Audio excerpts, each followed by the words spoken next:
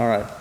Let me call the meeting to order. If you would all please rise for a moment of silence and then remain standing for the Pledge of Allegiance.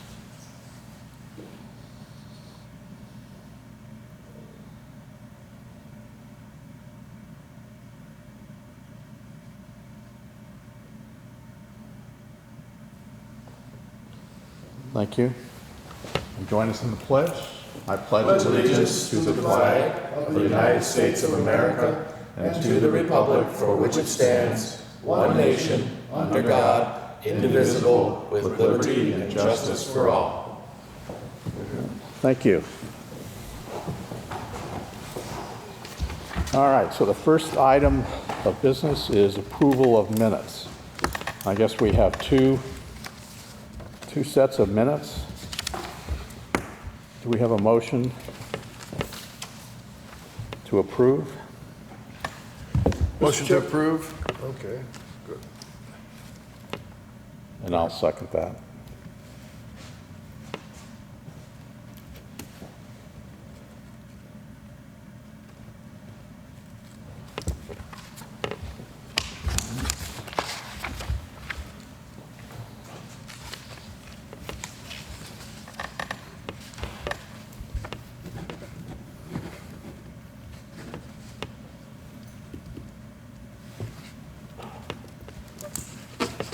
To be more specific, Mr. Chair, these are the minutes for the post-election board meeting in Canvas and for the meeting held on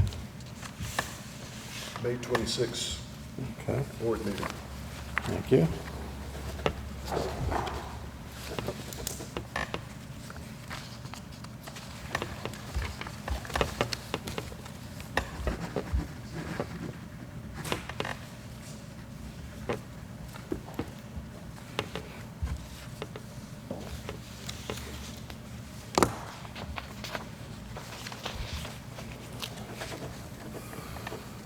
Okay, moving along, any reports from electoral board members?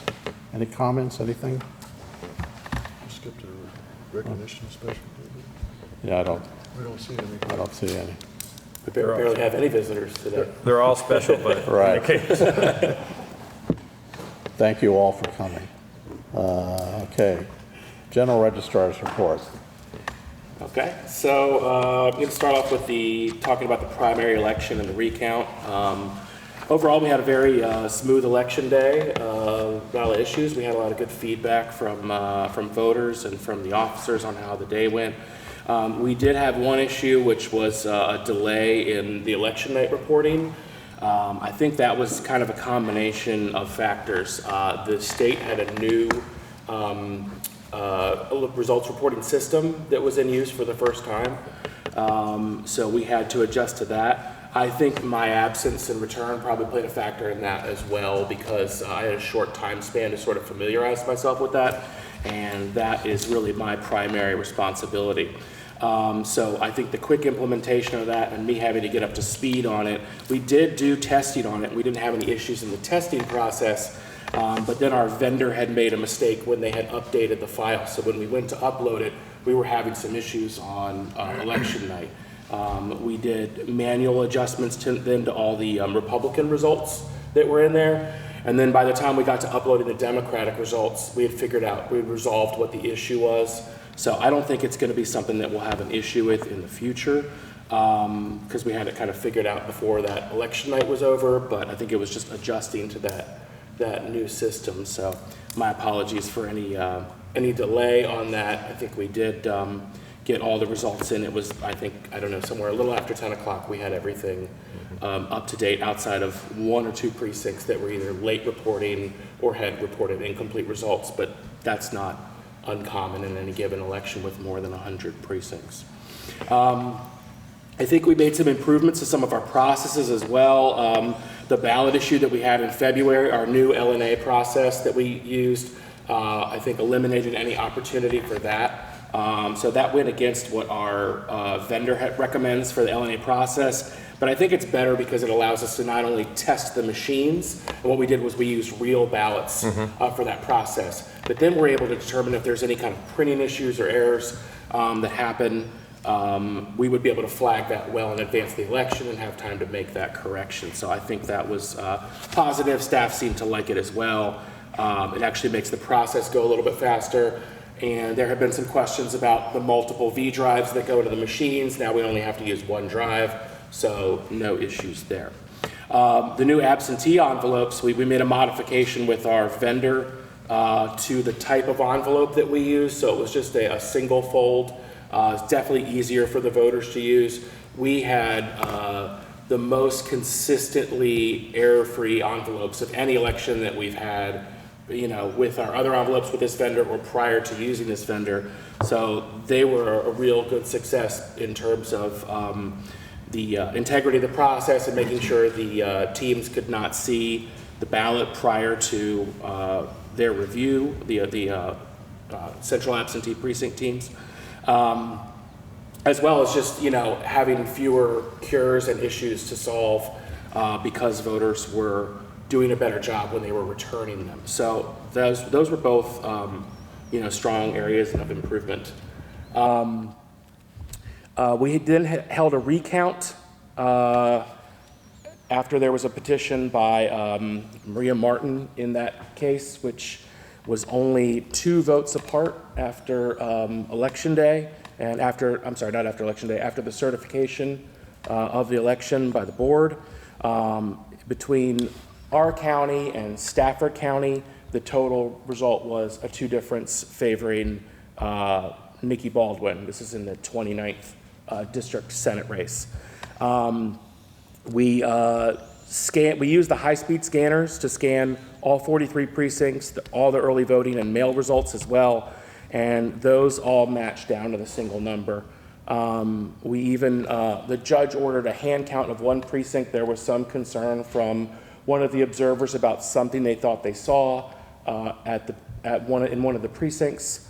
So in an abundance of caution, I think the court ordered that we hand count that one to make sure, and that matched up exactly with the results. So it was a really good demonstration that the equipment that we're using is very accurate, that the officers are doing their jobs correctly on Election Day, that we scanned more than 27,000 ballots, and that's because the mail precinct and the early voting precincts, we have to scan all the ballots to find which ones are in the 29th. So it was a large undertaking, but we got it all done in 2 days.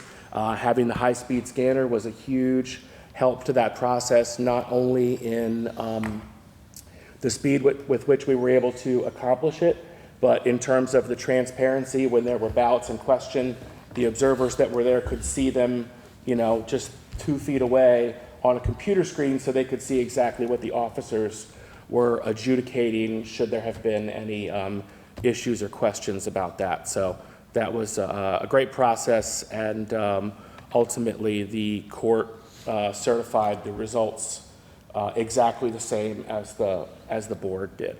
So no change there, and it was an exact match. So Any questions? Just a comment.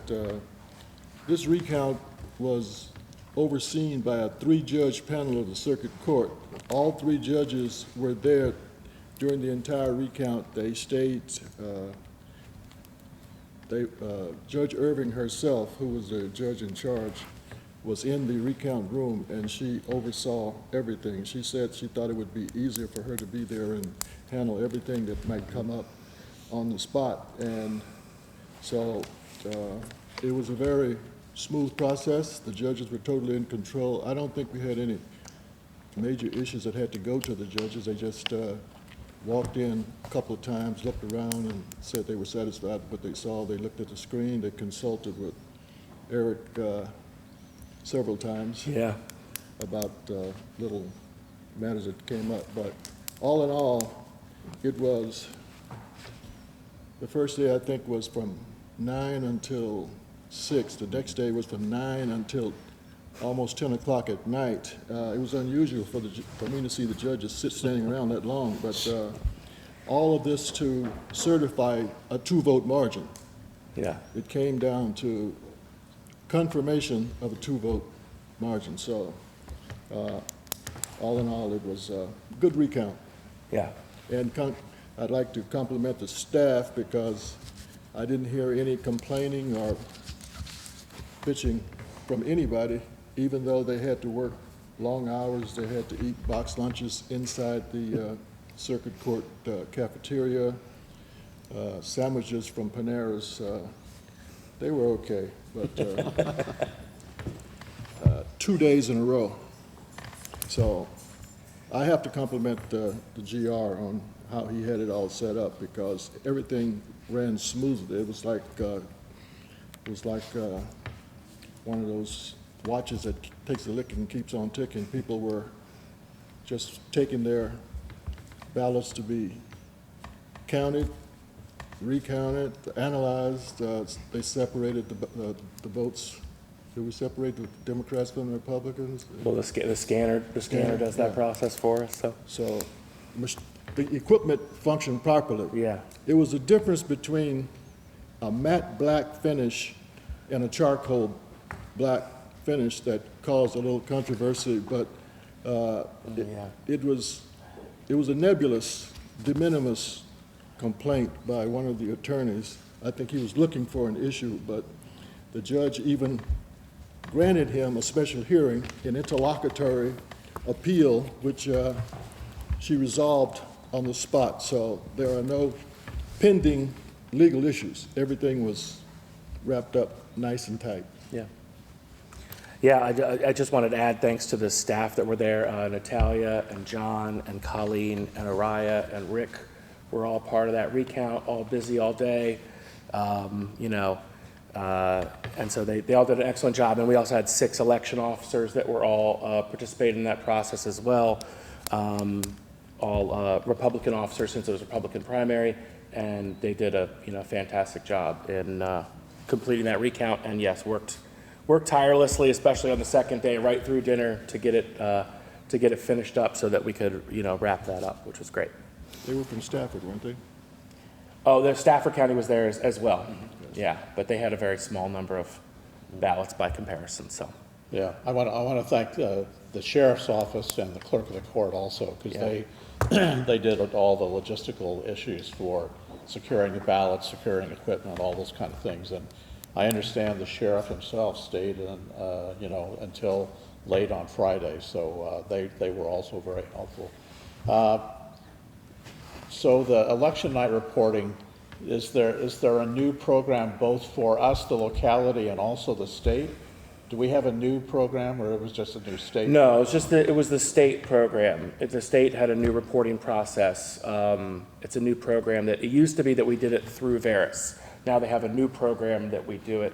I obviously arrived back late in this election. I returned from my surgery with about 4 or 5 weeks before the election, and discovered that there was a completely new results reporting system that I hadn't heard about when I left. So we did do the work to test it out, and it was working in the tests. But we had to make there were some very specific things with the new system where we had to take our system that the officers use on election night and get the fields exactly right. For example, the chairman races and the results had to have a space after them or the result would not upload, whereas the other races did not. It ended right with a letter. So there were some very specific things. I know that Elect is collecting feedback from the general registrars around the state. The general registrars around the state are never shy about providing Elect with plenty of feedback.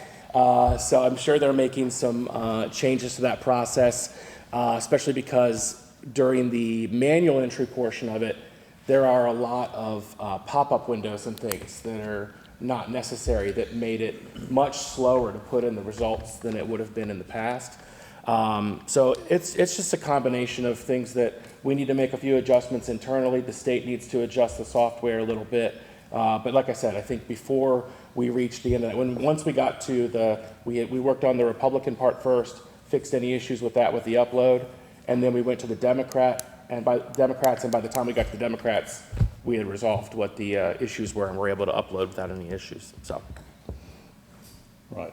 Well, there's always a lot of tension. The campaigns want results at 7:15, obviously, and you know, it's more important to get it right than to get it fast. So, yeah, I started getting calls and texts at 9 o'clock. Hey, what's going on with all this stuff? But yeah. It's the one area of our performance. It's something I'll be paying, you know, closer attention to in the fall, because it is, there's a lot of things that were graded on election day. There's a lot of things that people never see or even bring up that are really important to the process. But the results reporting is obviously one that people pay attention to and an area we have to focus on. And, you know, I always say that it's one of those things that if you have all your results in by 9 p.m., you're a complete success. And if they're in by 10 p.m., you're an abject failure. Right. So it's one of the few things where there's a very thin line between what is success and what has problems. But I think the most important thing is to make sure that we get them right. And I think that the recount showed that we are getting them right. Our machines are working. So that's a really good sign. That should give people confidence in the process. Okay. Election officer recruitment.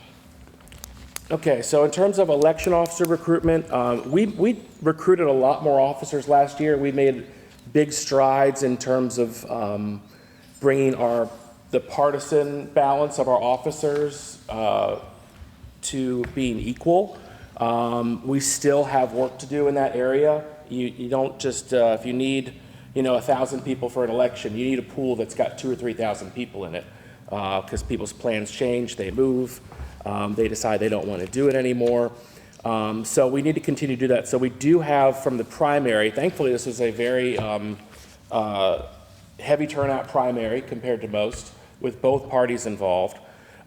So we were able to send out recruitment flyers to about 12,000, just shy of 12,000 households. They're not targeted necessarily at individuals, but we send them in households, and we do know based on how they voted where potentially their household leans, although obviously couples and families can vote differently. But we tried to send towards the central and southern part of the county addresses that were more Republican leaning, and towards the northern part of the county addresses that were more Democratic leaning, because those are the areas that we need to sort of bring the number of officers we have and their party representation into balance. So I would expect that we will get somewhere between, 150 to 300 new officers out of that, maybe more. We did add to the flyer something about that this is, if you're interested in working the presidential election next year, this is the time to start learning how to become an officer and get some experience prior to that. So hopefully that helps generate some interest. And I know those flyers those are in the mail now and continuing through this week. So we should be getting, over the next couple weeks, we should be getting an influx of new officer applications. So that'll be great. Help us to continue to work towards that goal of being well-staffed for Election Day. Any questions? Nope. All right. PWC organizational survey. Okay, so the county does a organizational survey of the different offices. They did this a couple months before I started. So in September or October of 2021, they had completed one, which was nice for me personally because there was a kind of a baseline of where we were at that point, which was not good. We were the lowest rated agency in the county by our own employees. There were a lot of concerns at that time. There's about 26 categories they surveyed in both of those surveys, and we went up in every single category from the original survey in 2021 to the survey that was just completed in May and June. Our improvement by category was somewhere between 6 and 49 points. This is on a 0 to 100 scale. Our average improvement was 23.5 points. Overall, our office went from the worst rated agency in 2021 to above average, above the county average now in 2023. So that was a huge improvement. Our strongest areas, according to staff, are the connection to our larger purpose and you know, serving the citizens and promoting democracy and helping people vote. Departmental leadership was rated well, and the staff feels that their supervisors have their best interests in mind. So all of those were well above the county average, and those were areas where we improved by 40 to 50 points compared to the previous survey. So we still have work to do. We actually met yesterday, and this is sort of a continuing process where we'll meet and try to look at some of the areas where we need to improve as an office. There's a couple different areas that are concerned. You know, public safety, safety of the staff being one of them. But we're going to see, you know, what we can do to continue to work and improve this. And I think it's a good process that the county has set up, and we're, you know, fully participating in that process. And, you know, this was also nice to see such participation from the staff, because all but one staff member completed the survey. So it is a very good representation of sort of the feelings of the staff as a whole. So that was very good news and good progress, and, you know, the work continues. So. Is that publicly available, that information? From the county, or is that close hold? I don't think they publish the individual agency results. I've shared them with you all. They might post, there might be like a summary somewhere on the county site that talks about, you know, that. So I'll see if I can find that and share that with you all, if there's a public summary on that. So the county does an annual citizen survey of, you know, all the agencies, and I would be interested, maybe for August or September, go back the last couple of years and see where the elections office is. They go down, you know, agency by agency, and, you know, what the citizen evaluation is about how effectively their agency is doing their job, and just see where those numbers are and whether that has gone up in the last several years. I would imagine that it has. But. We'll check into that. I do know, I've seen that in terms of, I've seen one related to the county activities, like different activities they do, and I know that the voting is always one of the 3 or 4, you know, highest rated ones on that list. So, but yeah, let me, I'll see if I can track that down, Keith. Okay. All right, anything else on that? No. Voter registration report. Ready for me? Alrighty, so you guys have a hangout that we put together for this presentation. So back in May, on May 26, Electoral Board asked us to start reporting our numbers and show what the voter rolls look like and what the numbers are. So if you look at the first page, I will kind of try to explain it moving along. So we put voter cancellations as one of the categories that to bring to your attention. There, under voter cancellations, we have mentally incapacitated, deceased, felony conviction, canceled due to moving out of state or per their choice, and non-citizens. So those are the categories that we have a right and ability to cancel those voters.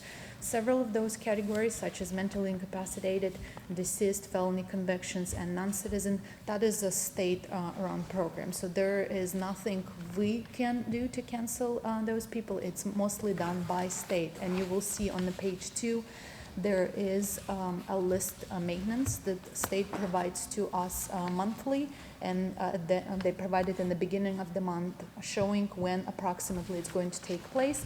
And as soon as the process is completed, so I just received this one a few days ago, where it says the process is completed, besides those 2 categories that are ongoing, such as mentally incapacitated and the felony convictions.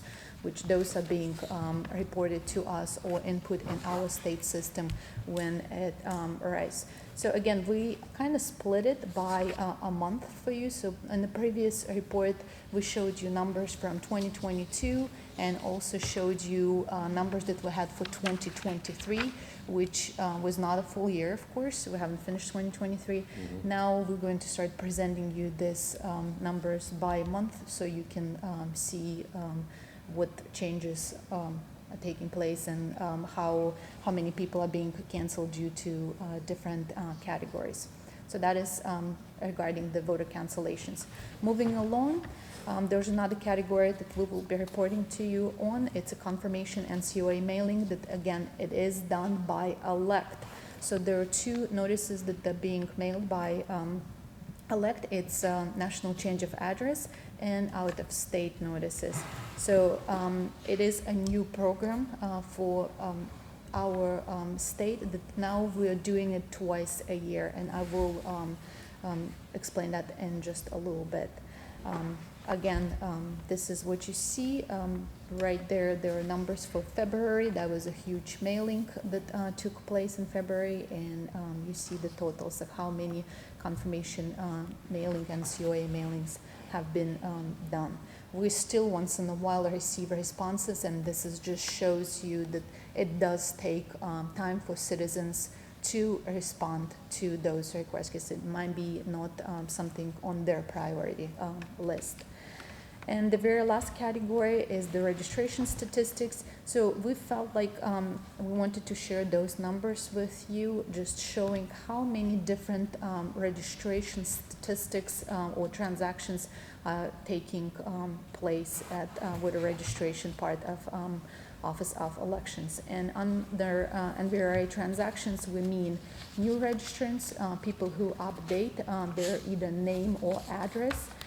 Any duplicates, we still have to process that as well and treat it as a duplicate.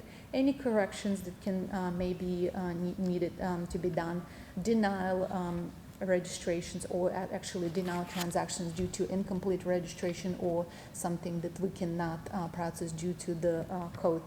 Pre-registrations, which is your 16-year-olds, now they can pre-register. So again, this is a main process where somebody actually has to review that registration and put it in the pre-registration inbox, and any kind of transfers. So those are the numbers just from January through June. You see that it's almost 50,000 transactions that this office is doing. I kind of explain the page number 2, which is just the list of maintenance. Again, it gives you a list of what and where we're getting information from and how often is being done. So some programs, they take place monthly. Some of them, they done weekly, such as the deaths, and something is done quarterly, or it is an ongoing task that, again, is being processed as soon as they have information, such as the felonies and mentally incapacitated. So when you get this list from Electoral or this, whoever, so it's up to the individual registrars all across Virginia to cancel somebody's registration based on the information you get about a felony conviction, death, whatever it is. Yes, we get it in our various hopper, we would call it. So it's being treated as a, for example, felony conviction or non-citizen match. And under non-citizen match, what I probably should mention, because that is one of the asked question when voter calls with the non-citizen question. Basically, if the person goes to DMV, if a citizen of Virginia goes to DMV, they given that application to fill out for their registration, for their property, stuff, or tags, or anything else, any business that they might be doing with DMV. And in the very, very top box over there in the left corner where your clipboard sometimes is rested, there's a question: are you U.S. citizen? So if they say no, or if they don't answer that question, the DMV flags them and sends that information to us.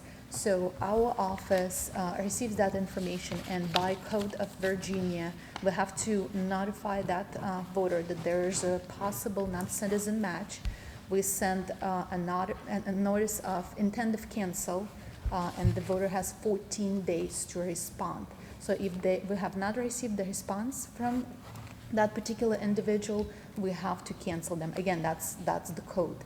So we cancel them. The person can re-register. They will be answering that question, yes or no to the citizenship, and they will be back on the rolls. Or they can answer that intent to cancel a letter, mail it to us, deliver it to us, and we will basically remove that flag and will not cancel that registration. Do you have any questions for those first 2 pages? And then I'll go to the page number 3. Yes? In the interest of eliminating ambiguities and for full transparency, you have some abbreviations on here, but no key. You work with these numbers and these abbreviations every day, but for the general public, would you just please define OOS and Absolutely. NVRA and NAPHSIS? What do all these things stand Yeah. for? Anybody reading this, it just looks like a Chinese jigsaw puzzle. So OOS is out of state. And NVRA, it's a National Voter Registration Act. So basically that is when they are either per choice canceling their registration or changing their address. And what was the third one? NAPHSIS. On the last page. New death Oh, lookup okay. request So process. that is abbreviation from the state, and I will go through that page in just a second if you're ready for me. So I wanted to give you also a few updates. We do have revised guidance that was issued by the state regarding the process of death of registered voters. So there are a few things that were added. Now our office can actually cancel the registration if it was reported by the family. So it is additional form that the family has to fill out and provide to our office, and we will be able to remove that person from the voter rolls. The same goes for if the death is being reported by the registrar or deputy registrar who personally knows the deceased voter. Again, it's a requirement to fill out that state form in order for us to process that transaction. We also, and that has been done before, there is no updates on that. We'll also get reports from the state. So the statistics, the state registrar of vital records provides those those names and lists to the State Board of Elections, and it is being submitted to our office again, where we go through the list and we take care of that. A death certificate, that is another instance when we can cancel the voter. So we have been receiving those as well, and we were able to remove those who need to be removed. And an obituary that is posted in a newspaper and distributed within the locality or on the website. It has to be a licensed funeral home. Again, that particular instance is required the form elect design. So that is the main change, that there is a form now that we can fill out and basically, in addition to the information provided, remove the voter from the rolls in case they are been declared deceased. The number 2, you see new death lookup request process. So I'm not 100% sure what the abbreviation stands for. That is something that state calls it, but it is a great tool for us to double check. So if we do have a possibility or the match is not 100%, so the person is, for example, registered here in Prince William County, but they went somewhere else in other state, Minnesota or somewhere else, there's an obituary or something, there's no death certificate been provided, but we kind of have we kind of think that probably a match. We can go ahead and put that information in this new system and verify if that is, matter of fact, is a match. So we will be able to cancel that voter and remove them from the voter rolls. So we just use the abbreviation, but we don't know what it stands for. I will find out for you. I will report at the. That's a long one, It is. NAPHSIS. It's probably national something, but I will National make Absentee sure. Persons History, but Yeah, I will it make would help sure if we we have know it, we have it spelled out for the, So I have a question on that particular Yeah. activity. So it's new. So the general registrar's office, based on information you receive, Mm-hmm. could use that system to confirm. correct, Okay. yes. So that's a new process. That is a new process, we did not have it, it just started probably a month or so ago, so yes. Great. Thank you. That was a lot of people were happy to see that, yes. It gives us an opportunity to make no errors. How about that? Yes. Okay. So we will be 100% sure when we're canceling something, if the person especially passed away in another state. On the others, does it have to be a family member, or can a political party go through the obituaries for the month and give you a list, these people have all died according to Prince William Times, so cancel them? Yeah, so we will do research in that case, and we still have to fill out the form. So one of us will fill out the elect design form, where we state who it is for, and things like that. Yes, if something brought to our attention and we have enough resources and research is done and we can confirm that this is a match, or using the VAF lookup tool, yes, we definitely will be able to do that. Great. Right, so moving to number 3, just to report on that, on July 24th, a few days ago, Elect did mail out NCU 2023 NCOA mailings. So that is another mailing, the second time they're doing it this year. It's always been done in July. So this was about the time to do that. We have requested from Elect the numbers on how many mailings went out. Probably by the next, I'm sure next week we will have the answer, but by the next meeting I will have the numbers for you as well. So we will report on July NCOA mailing. So what does that look like? So Elect sends it out, what does it say? It says we have reason to believe you're no longer live in your jurisdiction, you have to do this by such and such a date. What does it look like? So there's 2 mailings that Elect does. And one of them is when the person is moving within Virginia. So the information is being, or the card, which I don't know what it looks like yet. They do change the template every year, but the main wording is basically, please confirm your current registration or confirm your current address. And it gives them an opportunity to fill out and put their new address, sign it, and date it. It goes to the residential address. So if it's within Virginia, it only goes to their residential address. That's when we get the ones that are not deliverable, undeliverable, they come back to our office and we able to process that as undeliverable.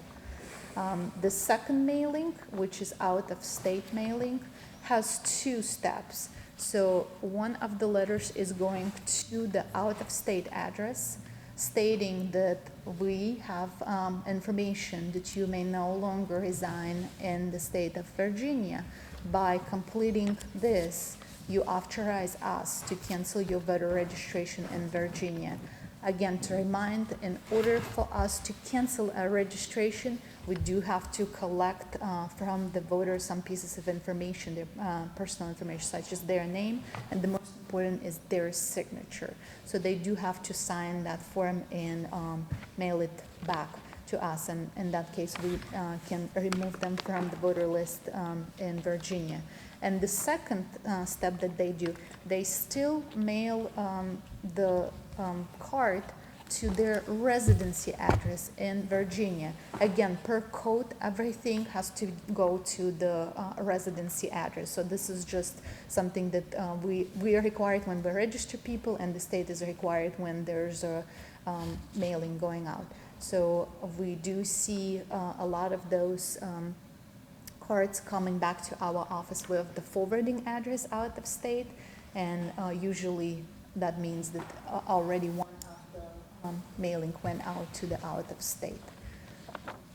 So when you get these back that are undeliverable, does the voter then become marked as inactive, or what do you do with the ones that are returned to you as undeliverable? So when we have this confirmation mailings, NCOA and OLSs, it's actually state-run program. So everything is done by state. So they take the information about who to mail it to and what addresses to mail it to. When those notices arrive to our office, the state has information of those who are undeliverable.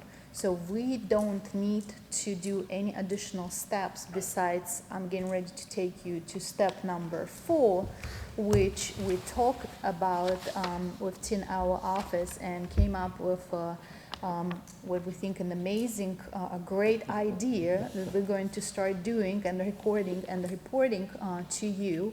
So starting at the end of this month, right around when all those undeliverable mailings are going to come back to our office, we're going to start tracking how many undeliverable with the forwarding address came to us. We will take it a step further, and we're actually going to mail to that forwarding address a letter, and Eric will have it in his presentation in a little bit, showing that in more details, but we will ask them to respond. So again, by next meeting, we will have the numbers for you, how many we receive, how many going out, and how many are coming back. That is the most important. So to see the turn back, how many we are able to process. Good? All right. Is that it? That's it from me, unless you have more questions. Excellent. Well, thank you. That was Absolutely. a wonderful presentation. Obviously, there is a lot of concern about this entire process in terms of from the citizens as well as the electoral board members to ensure that the voter rolls are uptight and out of sight. It's clear to me, at least from both a citizen and electoral board, that there's a lot of stakeholders and process involved, weekly, monthly, quarterly. There's federal agencies and there's state agencies. I think my fellow board members would agree with me that while a lot of those are beyond the control of this organization and the General Registrar's office, I think the recent activities in the primary and with the recount validated that we trust the good work of the men and women inside the General Registrar's office to do due diligence on vote counting and that process. It's my belief that both the state and the federal are not as sensitive to the concern that we have here locally about making sure our voter rolls are pristine. And so I would offer, we continue to try to simplify this, and I'm not sure exactly how to do that, but you know, there's a lot of stakeholders, there's a lot of entities plugging in information. We've tried to put what I would call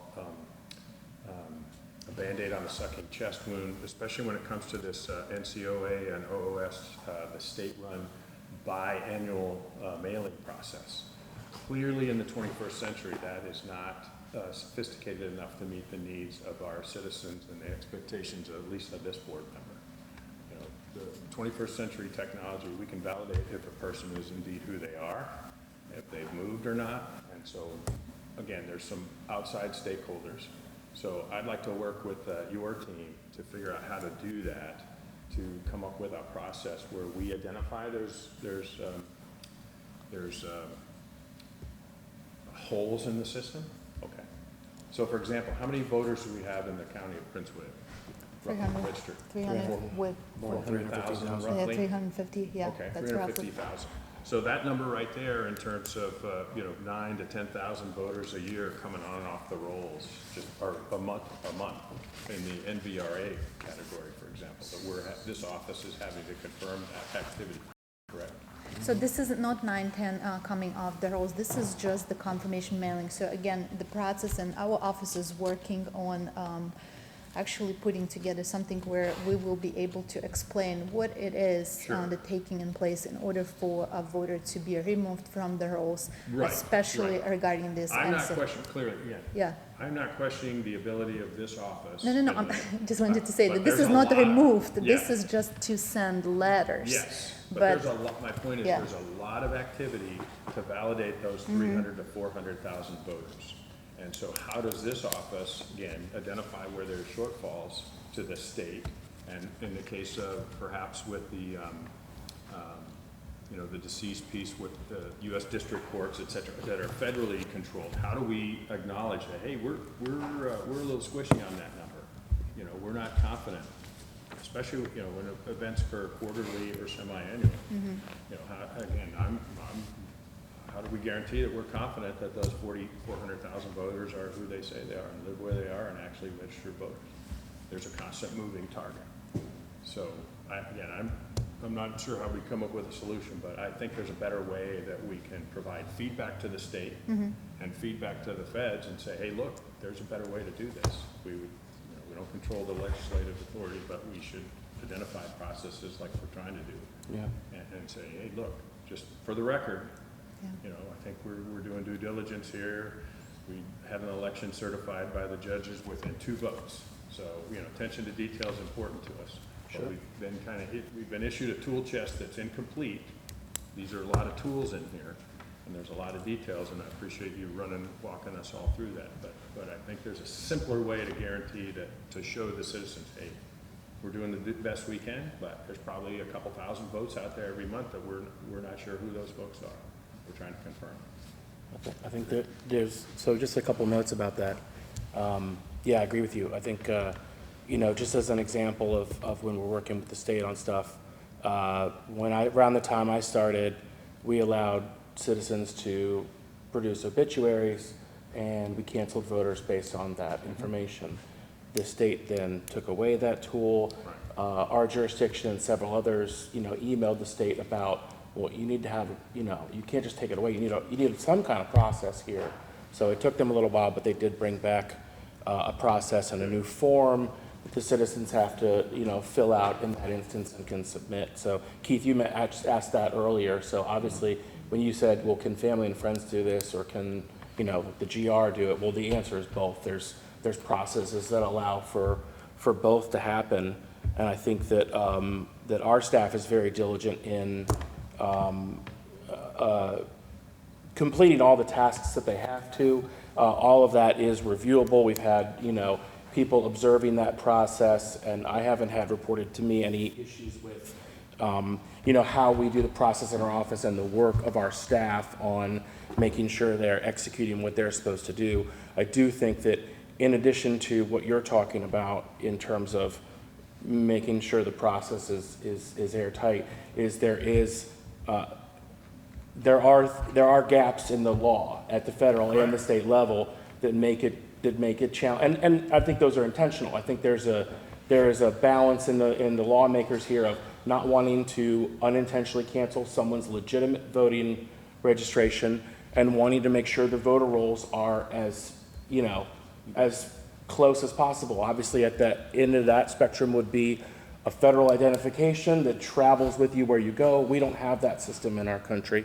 So there's a balance there, and I think it's important for people to understand that the legislators are the ones that decide Yes, sir. where that needle moves. And what we can do within that is make sure that we are right up to that needle with making sure it's accurate to your Right. point. I don't have any problem, making a Yeah. note, sending it to elect and saying, hey, we have a concern about this Yeah. issue A, B, or C, or the timeliness of it. For Yeah. the record, this particular board, this general registrar has we're concerned about that. Yeah. And I think that's something, so this next week is the VRAV meeting. That's the annual meeting of all the registrars around the state. And one of the things that VRAV does is they meet and talk about those kind of things and make suggestions to the state. And those do in an action at times. So we'll try to, we'll continue to participate in those processes. And as you all have messages that we can, send along, please make sure you're relaying those to us so we can do that. Thank you. So isn't the primary responsibility for list maintenance elect and not the individual registrars? I mean, the registrar, I mean, you have to take the steps once elect notifies you that someone has died, moved, whatever, they're no longer in Prince William. But, it's not like the individual registrars have their own authority to do list maintenance and say, well, I don't think what elect is doing, we're going to do our own mailings. So the fact that the commissioner decided to remove Virginia from Eric, seems to be, well, wasn't Eric one of the things that was supposed to help guarantee that the voter rolls were more clean? And, so I know that they're working with other jurisdictions, but, the primary responsibility for this is the state. They're doing mailings twice a year now. They've increased the mailings for other categories. But, anyone who's been involved knows that there are certain areas of Prince William that are more transient than others. You may have someone living in Woodbridge who moves twice during a year. And so, when I'm knocking on doors, I see 3 different people listed at this household. Well, maybe three are all still there, or one of them has moved and has not updated their registration. But there are steps that the voters have to take, and then there are steps that the state has to take to make sure that the lists are current. But I just want it to be clear that it's not the responsibility of the local registrars and election offices to do list maintenance. That's the responsibility of the state. And, whatever the new system is that they're going to be adopting, maybe there will be a better way to address all these things. But, I just, I want it to be clear that there's not something that we should be doing that Prince William is not doing. And I think it's both. It's the state owns the voter registration system ultimately, but they obviously require the participation and the diligence of our staff and all the localities around the state to keep it up to date. It's a complicated network of federal and state laws. It's a complicated process of administrative processes that the state has for certain things, but a lot of those things are prescribed, to us. To go back to something that Mark mentioned, we actually talked about the other day, trying to come up with some flow charts, some one-pagers that help. It's a very complicated system. Even people that are very invested in it still get confused by it. And I think we want to try to make some primers that show people a little bit more like kind of a flow chart version of this and how that works so they can at least understand. And somebody that's going to our website and trying to understand it, maybe they have a resource there that can help them on that front as well. So, Excellent. Okay, anything else on that? Nope. All right, moving ahead, unfinished business, adoption of the EBGR duties directive, or whatever it's called. Well, we discussed this over a couple different meetings, and I think all that remains, you guys have a copy over there where the minutes were. That was the final agreed to distribution of duties. I think it's really great. I'm actually going to send our spreadsheet that we built to the GRs around the state because I think it's a real useful tool that we've got that makes it real easy for a board or GR to go through the process and kind of quickly assign stuff and figure out where certain things should lie. Obviously, it's very different from jurisdiction to jurisdiction. In larger jurisdictions, especially, the GR and the staff have a lot more, duties upon them. But that is a final version of the duties that you all had kind of finished on. So I think all that remains is your adoption, unless there's any changes. Okay. Do we have a motion? Motion to adopt the Electoral Board and General Registrar duties as published. Second. All right. All in favor, say aye. Aye. So it's approved. So London, we will sign it. And, yeah, thanks, Mark, for taking the lead on this. I think it is a great tool for people to understand where the responsibilities lie.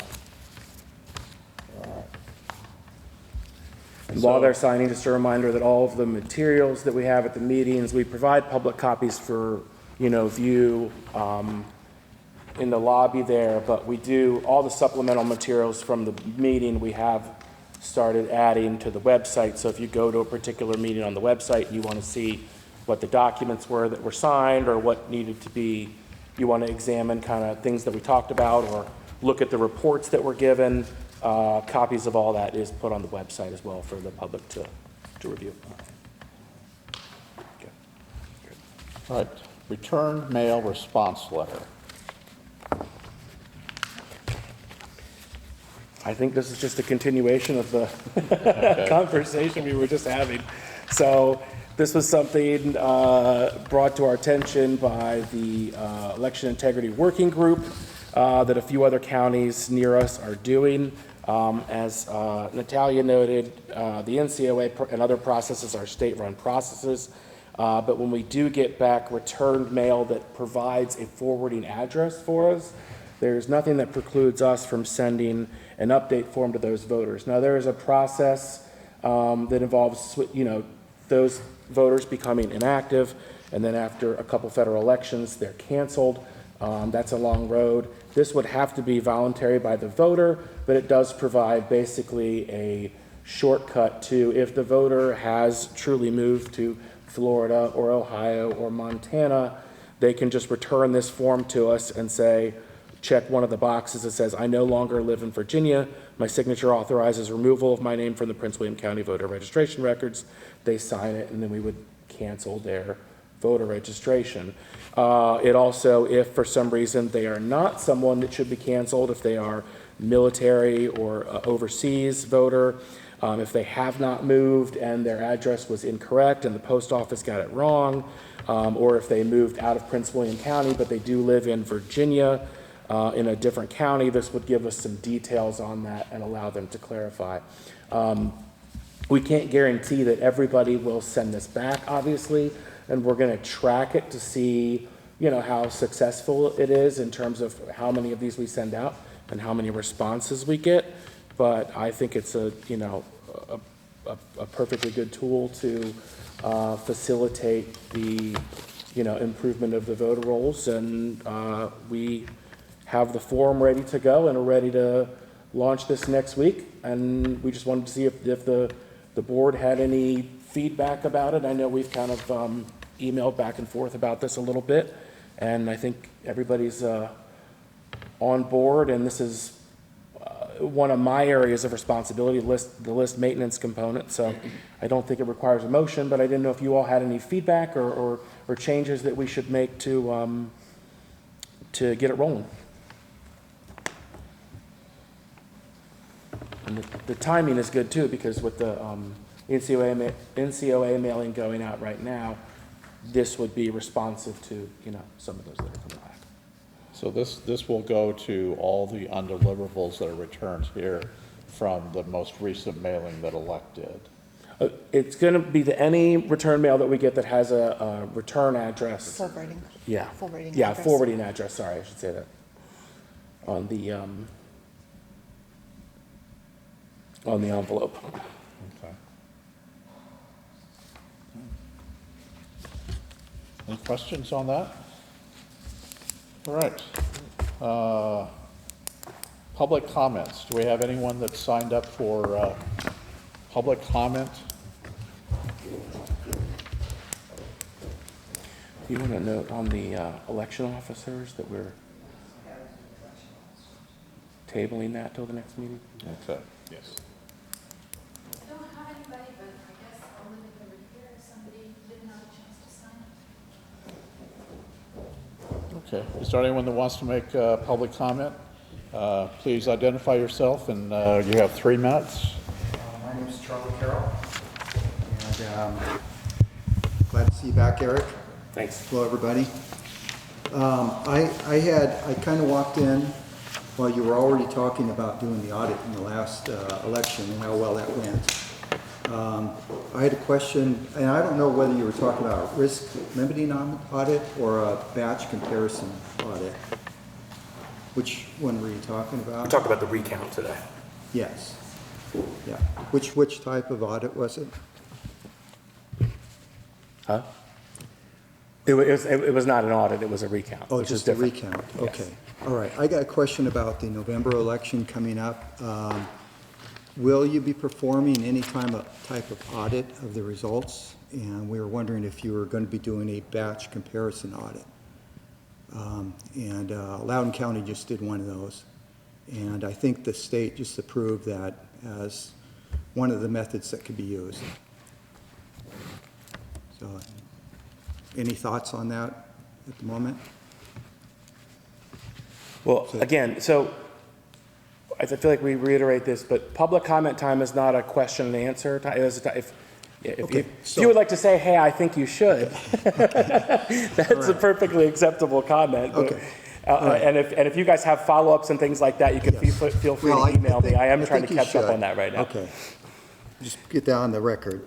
The other comment I had was the NCOA, and I understand we're going to get more results here in July. I'd like to get that available to me to look at. If you could tell me when, I'll come talk to you later about that. But we looked at the last set of NCOA voters who had moved, and we gave you the list back in February. And we noticed, like in March or something, some of those names have been taken off. There were 7,000 names. We were down to 5,500 names, like in February. We looked at those, and about 3,800 were set to inactive, and 1,600 were still active. And so we were wondering why so many were active. And we used a tool that's available online that someone has. It's called VoteRef, and they collect voter registration lists from all the states, from most of the states. They got like 33 of the states. And we went through the list of the 7,000 that were, the 1,600 that were still active, as much as we could, because a bunch of them moved to states that VoteRef didn't have. What VoteRef had was about 1,000 names. I actually looked at 830 of those. And I noticed that it appears to me about 430 of those people are still are listed as voters in other states. And it appears that the cleanup wasn't done completely. I agree with Keith, this is a state elect should be doing this, but we would like to flag that, and maybe I could give you my results. And either you could tell me I'm off base, or, maybe there's more we need to look into. And just one other thing, back on the comment about the ERIC system. I just know from my own court, we've got 19 registered voters in the county. Only 14 of those people actually are still in the county. 5 of them have moved out. And one moved out in 2013, is still on the list. And I know that 2 of them have moved out of state, and 3 of them are just in a different county in Virginia. And so that's something that Eric probably should have caught last year, but didn't. It's just the comment I'm making. So that's it. Anyone else? Yeah. Let me sign this. You could sit there. Thank you, Mr. Chairman. Denny Doherty, Chairman of the County Republican Party. I wanted to observe that it would be more helpful to the citizenry if the agendas of your meeting said something other than the fact you're having a meeting, the time and place. No indication as to what subject matter will be taken up. The reports that were given were interesting. But it would be more interesting if there were copies that were made available that we could look at as the report is being presented and the questions are being asked rather than a single copy on the desk out here that no one is free to take and look at during the meeting. And I would want to go back to the concerns about the election night reporting. What happened, I don't know what the explanation is, but the phenomena from the user of the information was that instead of all of the results from a particular precinct being reported, for some reason, all the results of one candidate were posted from that precinct, and then half an hour later, the other candidate in that same contest appeared. It's inexplicable to an observer as to what was going on, but it did not allow the candidates to have any confidence as to whether or not the results they were seeing bore any resemblance to what would be the eventual outcome.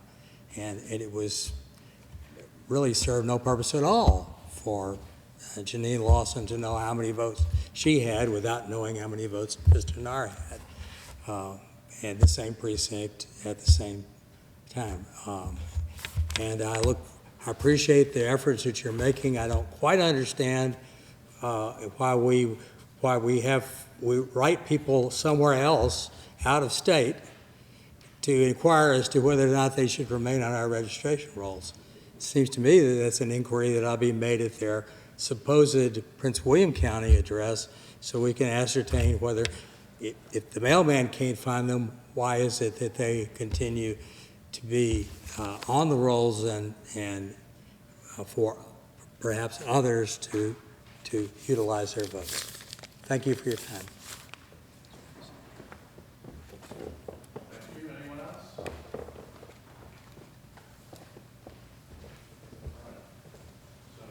that closes public comment period. Just one note, we've decided to defer the issue of appointing new election officers until the next meeting.